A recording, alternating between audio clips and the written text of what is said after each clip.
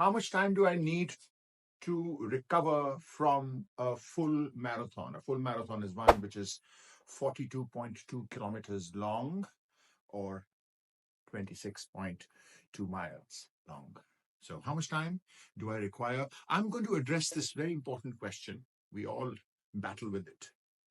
But from a personal perspective, I truly believe that the recovery time that we require, or the rest time, or the downtime that we require, is a factor of the magnitude of our training and the intensity of the training, that being your training aspect of your marathon and how your race went. So let's talk about the marathon training phase. So typically for me, I keep about 20 weeks allocated towards my marathon training, which is roughly around 4 to 5 weeks towards base building, and about 15 to 16 weeks focused on marathon specific training with taper and then getting into race day. That's the way I have structured it over the last few marathons that I have done. And now, the intensity. So, depending on what your goals are and how much you've trained, and if you've not missed your workouts, if you've been able to do all your training the way you had planned it, then and it went off well and you felt good and you gave it your best in your training, which means, as I repeat, you didn't miss many training sessions, you didn't miss some specific training sessions, you focus on your hydration, nutrition, sleep, supplementation, and some sports psychology, then I think you scored full marks as far as training is concerned. So you've had a very jam-packed training session. Great. Now, if your race went off the same way, that you gave it all and you achieved your goal and you had a strong race, then guess what? Both the aspects went off really well, which means you gave it all. So your fatigue level obviously is very high, and therefore you do require a lot more time to recover. Some people say 3 weeks, some people say a month, some people say 2 weeks. I've had people who go back into running in the very week after doing the marathon. It's very personal, but the key here is going back to what I've spoken in my previous videos: importance of listening to your body. Very important. I take a complete week off, but I do walk, I do some stretches, I do walk, and I do some gentle walk runs in the second week. When I say walk runs, it's like 5-minute walk and 2-minute run, and 3-minute walk and 2-minute run, and they're just jogs.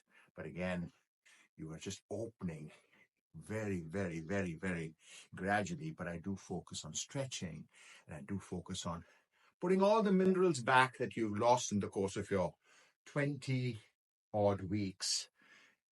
And then somewhere around the third week, I try to do some gentle runs, 30 minutes, 25 minutes, 40 minutes, 50 minutes, and I do maybe a long run would be about an hour, but I do make sure that I stop whenever I have to. So you don't have any goals, you'd spend those 3 to 4 weeks in absolute recovery. And in that recovery, you also want to make sure that you bring your body, back in terms of some flexibility, and you sort of address those niggles, those pains, that stiffness. You address it. You address it with massage. You address it with yoga. You address it with just, walking and resting and hydration, and you address those aspects which have been depleted because of your amazing training that you did in the course of that 20 to 22 weeks of solid cycle. Now, let's say you did not have a great training session. Something happened, life happens, right? Work came in the way, um, maybe vacation came in the way, some other circumstances intersected, and you were not able to, you missed some critical sessions. Maybe you had a week off. Maybe you had, instead of doing 5 days a week, you were doing 4 days a week of running. Maybe you were doing 3 days a week of running. Maybe you missed some long runs. Critical. Missing long runs is a significant uh, depletion in your training buildup. So let's say you've done all that and you've not had a very, very sound training session, and you have also not been able to give your best in the marathon. So obviously you're not that fatigued, you're not that depleted, you're not that sort of totally, you know, uh, in a position where you've given your best, because unfortunately you were not able to do so because life happens. And it's happened to me multiple times.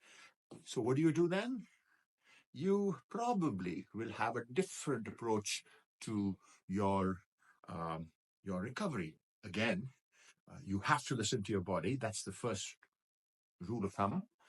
The second most important thing is that maybe you can curtail your period of not training because you have uh, not given your total best in your session, and maybe your marathon also didn't go very well because of the fact that your training was of a lower intensity, and therefore but you still are fatigued because 42K is 42K. Even if you ran and walk, it's a lot of distance. So you still need recovery. You must listen to your body. You must take a week, 2, even 3 weeks of gentle work. But next time when you get in, my only suggestion here is spend your time recovering.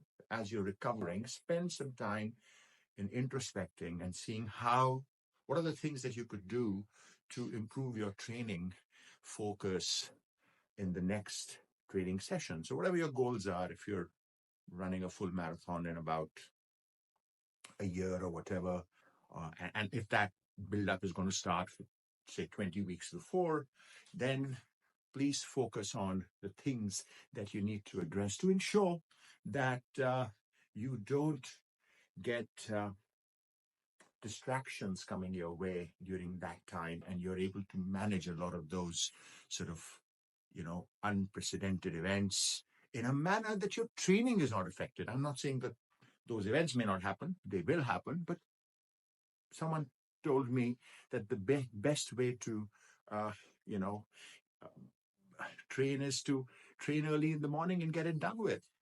So if you have a busy day at work, and if you have a lot of work, or if you have to go for an early morning appointment, maybe getting an hour early for me works very well. So I get my training done, and then the whole day is open for me. Or sometimes I grab a quick lunch run.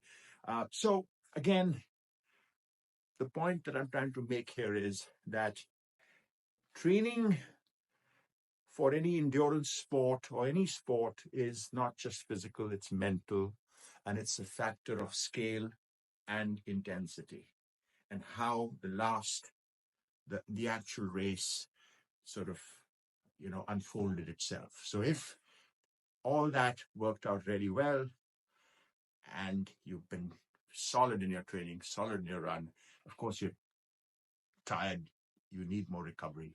And if that is not the case, then you can then work with how you feel, still recover, but then a lot of it is also psychology. You need to work on what are the things that you need to do to have a great training cycle.